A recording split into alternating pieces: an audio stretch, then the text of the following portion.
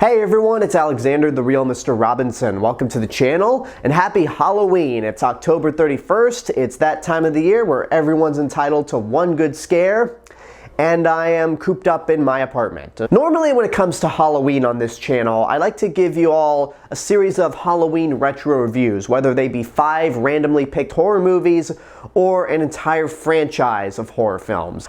Obviously, that didn't work out this year, so to make up for it, I'm going to be ranking all 13 of the Halloween movies. The Blumhouse trilogy just ended earlier this month, which marks the end of this new timeline of Halloween movies, so there is no better time than now to be ranking this long-running series of horror films. We've got 12 Michael Myers movies and Season of the Witch to rank, so let's get started.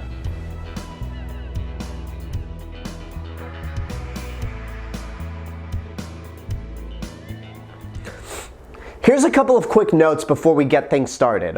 One, back when the 2018 movie was released, I had ranked all the Halloween movies back then as a mini ranking at the end of my review for Rob Zombie's Halloween 2. Since then, there have been a few changes to that ranking, so if there was one movie that was ranked higher, it may be in a different spot, possibly even lower. So just expect a few changes in this list that I'm about to give you. Two, this is just my own personal opinion. If I rank a specific Halloween movie that you like over one that you don't like, that's my own opinion. Please do not be hostile about that decision.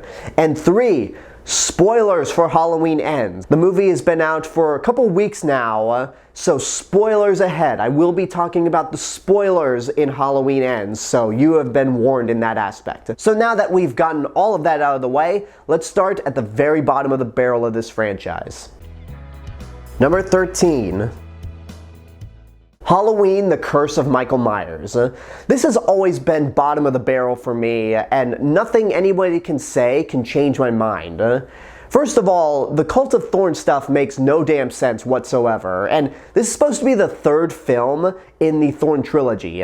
If you watch Halloween 4, there is nothing that even foreshadows all these things, and Halloween 5 foreshadows this stuff, but they don't explain it, and apparently the writers of that movie had no idea what that stuff meant. They just put it in there because they thought it was cool, and they'd leave it up to the person whoever wrote this movie to figure it out. And when we get all of our answers, it's just nonsense, it's ludicrous, it's downright creepy, and feels very much unlike a Halloween movie. And honestly, it doesn't matter which version you watch. People debate on which movie is, I guess, better, but really both versions are shit. The theatrical cut is shorter, but makes less sense and has some ridiculous moments throughout.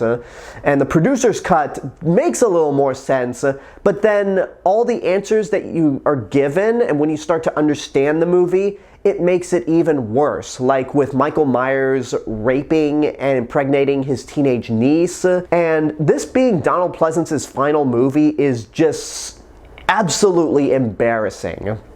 The best thing I could say about it is that this is Paul Rudd's first movie, and thank God he's become the comedic actor that he is, because, oh boy, this is awful.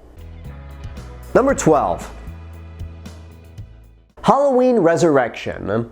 I originally had this a little higher on the list because I thought to myself, well, it's kind of like Jason X, where it's just so goofy and unintentionally funny that I kind of have some fun with it. I have since thought back on this movie, and no, it's not even as enjoyable as Jason X, because what Jason X doesn't do that this movie does is completely take away the victory that Laurie Strode was given at the end of the previous movie, and then kills her off in the beginning of this movie, giving new meaning to the term cold open. And then the rest of the movie afterwards is just ridiculous. It has nothing to do with the Halloween lore itself, outside of Michael Myers killing people. The characters are idiots. It had an interesting idea with the webcam broadcasting idea. Like, this is in 2002, so this is early on in that technology's life, but it doesn't really do anything with it. It's just kind of there as a gimmick. The best thing I could say about the movie is Busta Rhymes but that's not really a compliment. He is just so absurd, and there are scenes with his character that make me laugh my ass off, whether he's shouting at Michael Myers while wearing a Michael Myers mask, or trick or treat, motherfucker. So, I don't know, he made the movie slightly better than Curse of Michael Myers, but that's not enough to save it. And if anything, my compliments towards Busta Rhymes in this movie are a backhanded compliment. Number 11. Rob Zombie's Halloween 2. This movie is slightly better than Curse and Resurrection just because it looks gorgeous. Like, the color palette's amazing, it has a really cool look to it. It's an excellent movie in terms of cinematography, but everything else is garbage. The first 25 minutes of the movie is nothing but a dream sequence. If you watch the director's cut, Laurie Strode is turned into such an unlikable shithead. And I get that she's supposed to be suffering through the trauma that she experienced in the first movie, but the director's cut turned this character to the point where she's completely unlikable. Same thing goes for Dr. Loomis, played by Malcolm McDowell. There's so many moments in this movie that are unintentionally funny. The deaths are comedic. And there's several points in this movie where I just wonder, was this intended to be a comedy? Did Rob Zombie film a lot of this to where it has to be intentionally comedic, like when Octavia Spencer is killed? And then what is up with the white horse? Like, I don't understand what the point of the white horse is. It's stupid, it's pretentious, and I can't believe that there's people out there that are looking back at this movie going, you know what, it's actually not all that bad. I remember hating this movie back in the day, but I've come around to it. I'm like, no, I cannot get on board with that. This movie in particular, I understand coming around to the first Rob Zombie Halloween, which I'll talk about in a bit, but this one, hell no. Number 10. Halloween 5, The Revenge of Michael Myers. There's really no reason for this movie to exist. I mean, outside of money, but the fourth movie ended in a way where you could just leave it at that. This movie's biggest crime is that it's just more boring and uninteresting than downright offensive or terrible. It's got some terrible things in it, like the two cops that are accompanied by clown music, and when they walk across the street, you hear like squeaks and boings. Why? There's the idiotic decision to kill off Rachel, the final girl from the last movie, so carelessly and have her bumbling friends take over. Then, as I mentioned earlier, all the foreshadowing to the Thorn cult and the Man in Black is just so ham-fisted and so pointless to add in. If there's anything I like about the movie, it's Danielle Harris. She does the best job that she can in this movie, and Donald Pleasance is still giving it his all as Dr. Loomis and has some great lines here and there. But overall, this movie just doesn't really leave that much of an impact on me. Out of all the bad Halloween movies, this is probably the most mediocre. Number 9. Rob Zombie's Halloween. This movie is very much a mixed bag for me because on one hand, there's stuff that I really admire about it. I admire Rob Zombie's ambition to try to give this movie its own style rather than just doing a shot-for-shot remake of the original Halloween. So it feels distinctively like a Rob Zombie movie. I do give him credit for having the first half of the movie be different, where we explore Michael's origin and why he became evil. I particularly didn't care for it because it's not as effective as he's just evil for the sake of being evil, but at least there was an attempt to be made. I think Malcolm McDowell does a really good job as Dr. Loomis, Danielle Harris does a really good job, and it's really cool that Rob Zombie gave her some work after she got screwed over for Halloween 6. But other than that, it doesn't really do that much else for me. The kills are very mean-spirited.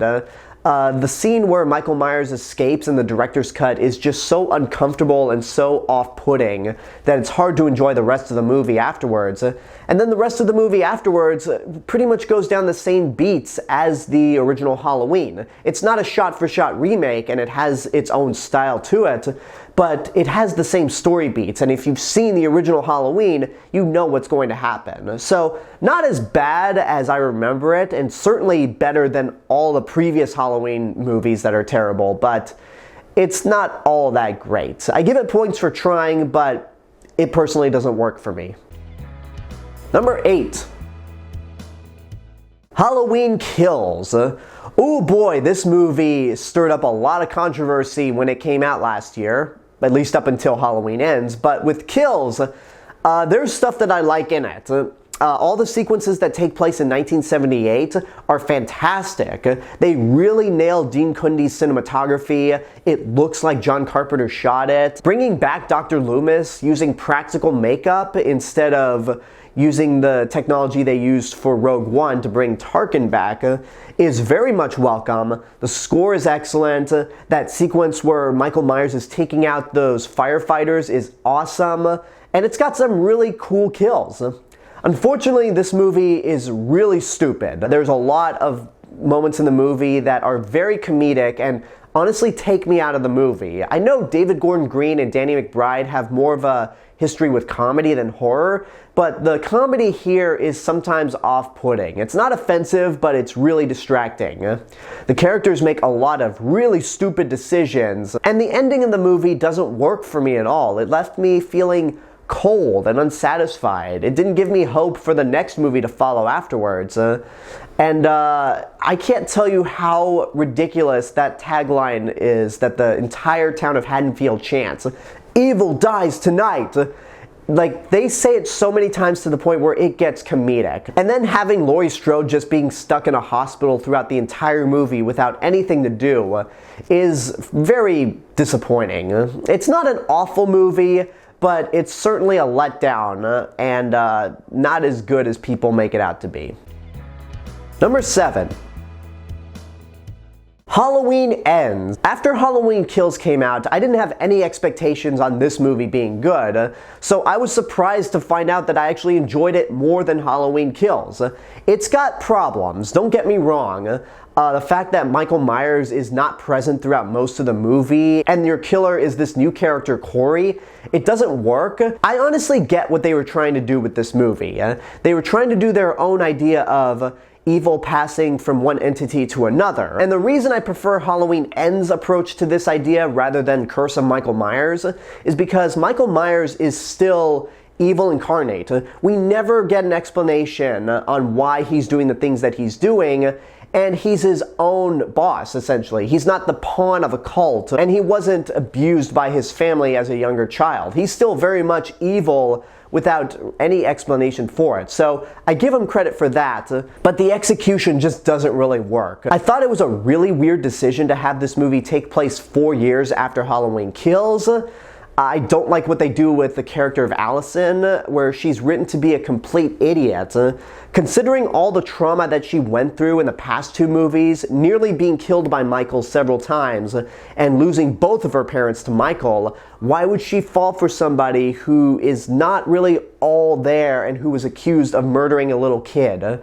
It doesn't make any sense, and it's a dishonor to her character. That being said, the reason I ultimately prefer this movie to Halloween Kills is because it's a little more serious, there's not as much humor, the score is still excellent. Even though Michael Myers doesn't really show up throughout a lot of the movie, his presence is still there. The final battle that he has with Laurie, while it could have been longer, is still satisfying. And the way they kill Michael Myers, where the entire town of Haddonfield goes to this junkyard and throws him in a compactor, that is awesome. I will still stand by that Michael Myers death.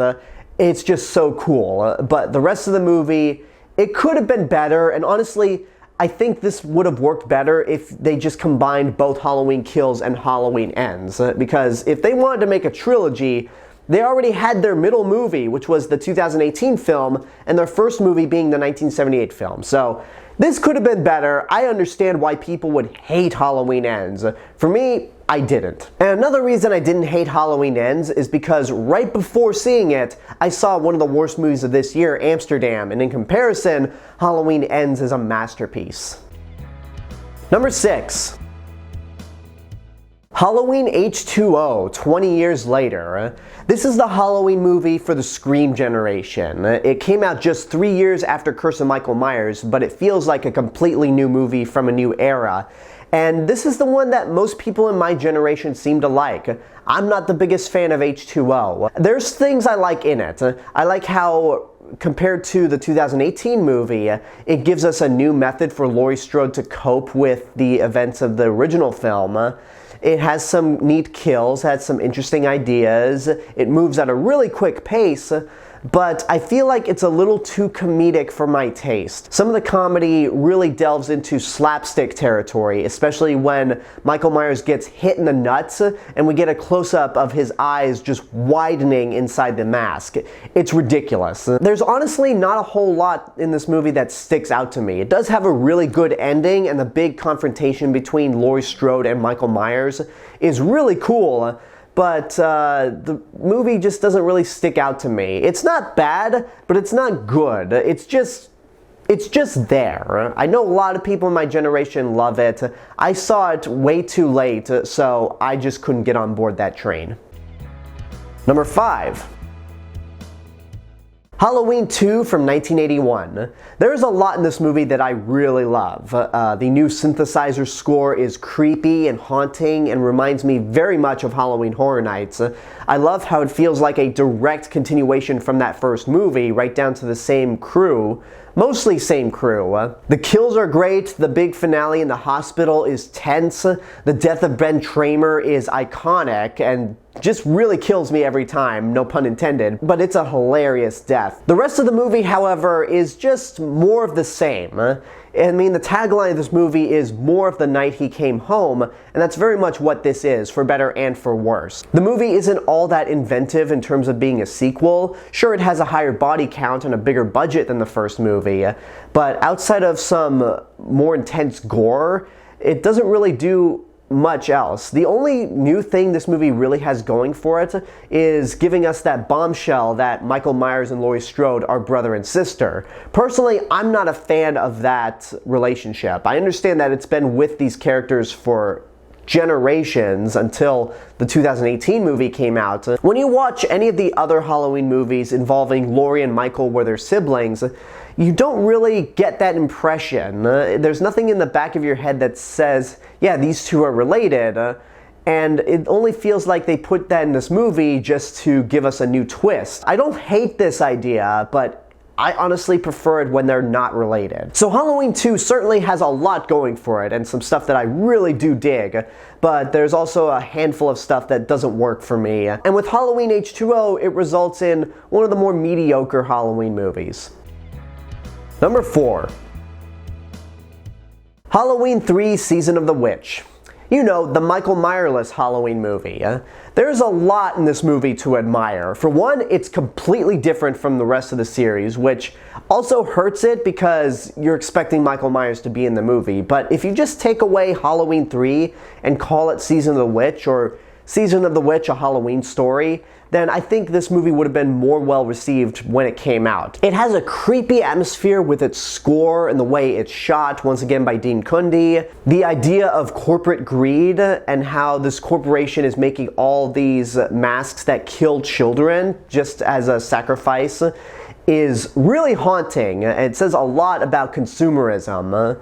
Tom Atkins does a pretty good job in the movie, and the ending where he's trying to get this TV station to turn off the last channel, but we don't know if he succeeds or not, is tense. Like, it's a really intense ending. It would have been really interesting to see this series continue as an anthology series, but unfortunately, because they made Halloween 2 with Michael Myers, that idea got thrown out because audiences went to this expecting to see Michael again. And honestly, we don't need to do Michael Myers anymore. They're gonna make more Halloween movies in the future. When? I don't know, but I would much prefer that we just leave Michael alone, let's leave Laurie alone, let's leave Loomis alone, and let's do the anthology idea again. Because Halloween Ends kind of wanted to do that. That's why Michael Myers was mostly in the background, but it didn't work all that much. If they do a full anthology series going forward with the Halloween series, now that we've been accustomed to this movie, I think it could work out. And if the anthology series doesn't work and we have to bring Michael Myers back, then let's bring in the protagonist of the next movie and give her some redemption. Number 3. Halloween 4, The Return of Michael Myers. Prior to watching all the Halloween sequels, I looked at most of them thinking, cash grabs, they're all terrible. But Halloween 4 really did surprise me. It's nothing groundbreaking, and if anything, Season of the Witch is more unique, but The Return of Michael Myers is back to basics. It's a good old-fashioned Halloween movie with some smart characters, some really fun kills, likable protagonists with both Jamie Lloyd, played by Danielle Harris, and her foster sister Rachel. These are two characters you can really root for. Donald Pleasence does a really good job as Dr. Loomis once again. And again, I really like how smart the characters are in this movie. When Loomis returns to Haddonfield to tell the sheriff that Michael's on the loose, rather than having this whole argument back and forth like with Jason Lives, where the sheriff doesn't believe the main character, he goes, "All right, I will believe you. I'm not going to let anyone die on my watch, so let's go get Michael." And the ending is really creepy, and I wish they'd followed up on this idea rather than just kind of bringing back Michael Myers again and doing that whole Cult of Thorn nonsense with 5 and 6. It's got some unintentionally funny moments, and there are some parts of the script that don't make any sense at all, but overall, it's a very fun, very safe Halloween movie, and I'm glad to hear that this one's getting more recognition over time. Number 2. Halloween 2018. Even with Halloween Kills, even with Halloween Ends, I still love this movie, and I think this is the best Halloween sequel. For one, it's not about Michael Myers. It's about Laurie Strode going through the trauma of that incident 40 years prior and seeing how she's coped with it, how she's pretty much turned into a survivor. Michael Myers has pretty much ruined her entire life, and she's been obsessed with killing him ever since. I like the new characters. The new score and the new themes that John Carpenter gives us is excellent. The kills are great. It's got some really good cinematography, especially with that long one take on Halloween night. It's got some really great moments throughout.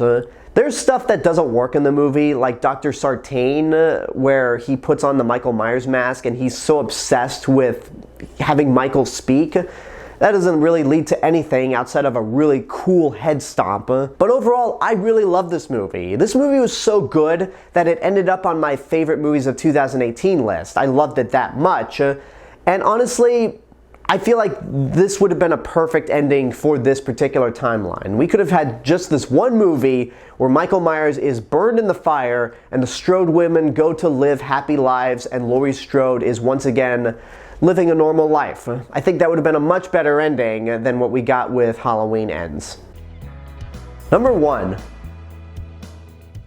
John Carpenter's Halloween. What is there to say about this movie that hasn't been said? Of course it was going to make number 1. There was no way it was going to be an upset with this ranking video. John Carpenter's masterpiece from 1978 is iconic. The music is chilling, the cinematography is creepy. Michael Myers is one of the most famous figures in not just horror, but movies in general. Jamie Lee Curtis in her first film role is really good. Donald Pleasence is fantastic as Dr. Loomis. Everything that could be said about this movie in terms of its praise has been said, so I really don't have much else to offer outside of it's one of the greatest horror movies ever. I saw this movie for the first time at 16 years old, the same year the Rob Zombie movie came out, and it freaked me out so much, especially the ending, that I could not sleep for 2 days straight because I was scared that Michael Myers was going to show up and murder me. And since then, I have not watched this movie at night up until last year. So I have conquered that fear, but this movie's ending still really gets me. Like, if you just watch it on Halloween night, and Michael Myers disappears and you hear the theme song going in the background and you hear his breathing, just look out the window, you'll get this very unsettling feeling, just thinking that Michael Myers could be out there. It's amazing in all aspects. I absolutely love it. It's one of my favorite movies of all time. Need I say more other than it is the best Halloween movie ever made. And there you go, that's my ranking for the entire Halloween franchise as of now.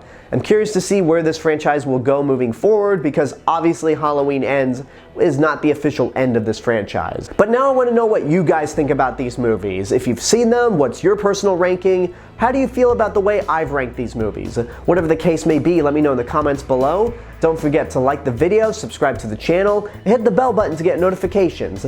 Don't forget to follow me on Facebook, Twitter, Instagram, go check out my Twitch channel, and support me on Patreon. I'll see you guys in the next video, but until then, have a good day, take care of yourselves, and happy Halloween, everyone.